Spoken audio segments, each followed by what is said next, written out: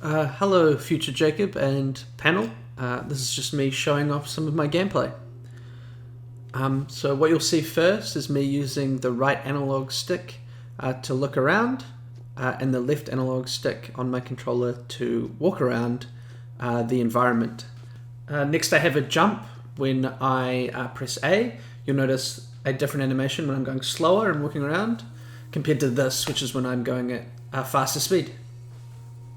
Next is the really core mechanic of the game, which is the skating, which you'll see here.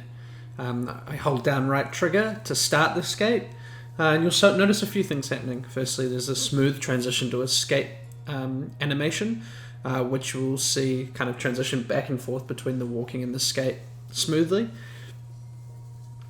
You'll also notice the character conforming to the angle or rotation of the kind of slope they're on, and some VFX spray of sand being presented out the back of the player. And this is all really just to kind of give the effect of speed as you're going along. We'll get more into that as we get into kind of more of those speed mechanics. Next up here is the sliding.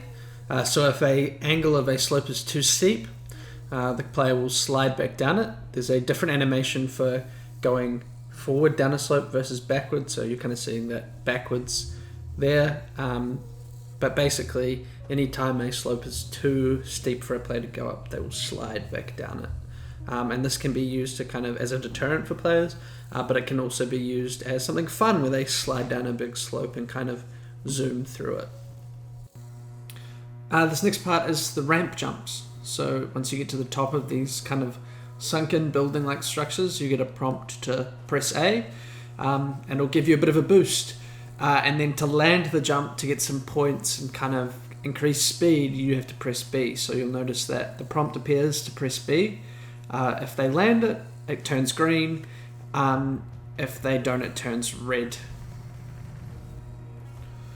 Here you'll see a non-sand surface. So what this means is that if the player is already skating on something, then on sand rather, then they can skate for a little bit, but then get slowed down. However, if they attempt to start skating on the sand, then they will not be able to.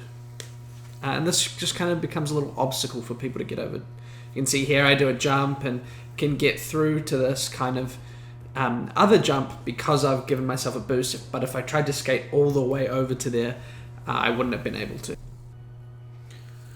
And now what you'll notice here is the systems I've created to increase speed. So obviously you can see that blue bar there in the corner of the screen tick up when you land a jump, and once you land 3 of them, you'll get an additional of that green bar, and you'll see that what that does is it increases your speed, your camera pushes out further, and then if you fail the jump, you lose speed, or if you're at the first speed level, you'll simply just lose some of your points. So there's 3 speed levels. You can see the camera pull out and go further. And now finally, once you get to the 3rd speed level, you'll see some speed lines appear. You kind of increase and go to that maximum amount of speed. This also allows you to go up higher slopes and do bigger jumps. Obviously I failed that one there, but yeah, it allows you more mobility and speed and just kind of to push yourself and challenge yourself in different ways.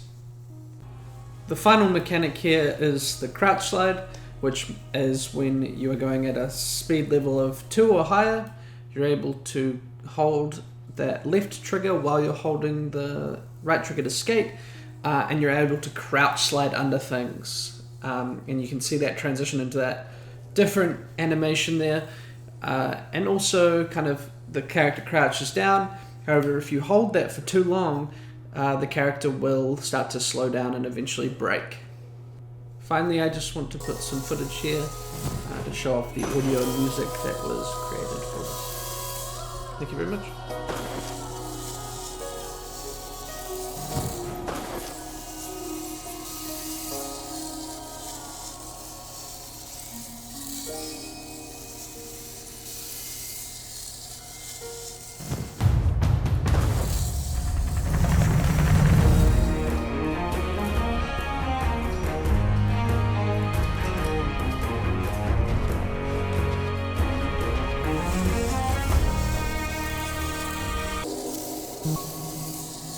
Thank